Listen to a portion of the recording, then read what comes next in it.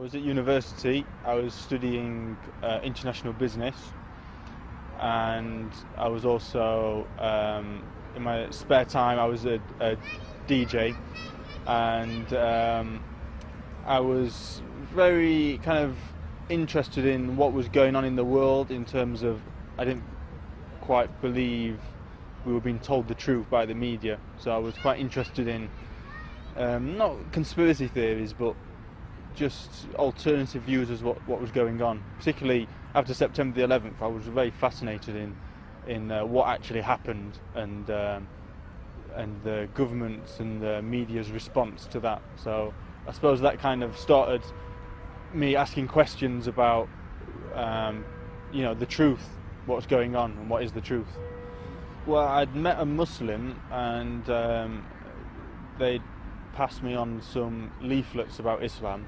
Reading them, it really left me with kind of no choice, really. It was, I couldn't deny it, that I believed it. And so one Saturday night, I basically had a conversation about death, and I always kind of had this feeling for some reason that I was going to die quite young.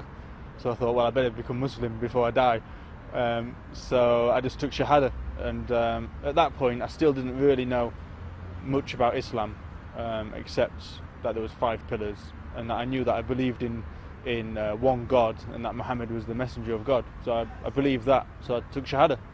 And, well, it was probably quite a few months afterwards I lost touch with the Muslim that I had initially met.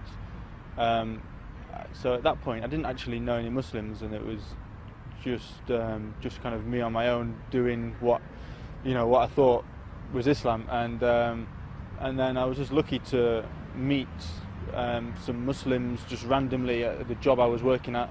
They came to the shop, and I just started to hang out with them, and they became good friends for the next few years.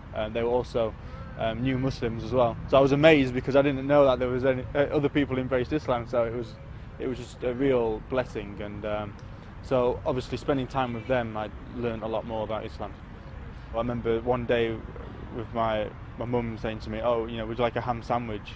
And I was like, "Oh, well, I'm not really eating ham at the moment." And she was like, "Oh, why is that?" And I was like, "Oh, since I became Muslim." And he was like, "What was that?" And since I became Muslim. And she was like, "You're not a Muslim." And I just said, "Well, I believe in one God, and I believe Muhammad's the messenger of God, so I have to, therefore I am a Muslim." So she was just like a bit confused, like, "Oh." But I had it very easy compared to a lot of people whose family and friends disown them. I had it very easy. My parents were very liberal and laid back, and they've always been like that, always kind of let me let me find my own way. So yeah, very lucky. Some Muslims might think that becoming Muslim is like the end goal, but really becoming Muslim is just the start, and when you pursue the path, everything changes in your life.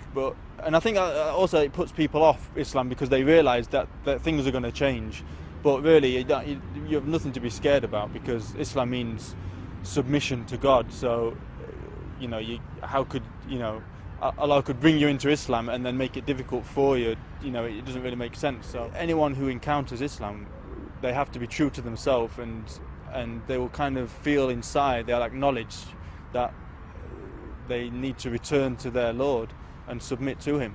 And so it's anyone really who's thinking about Islam, then I would say follow your heart, be sincere, and as long as you do that, then you have nothing to worry about. It will guide you to Islam.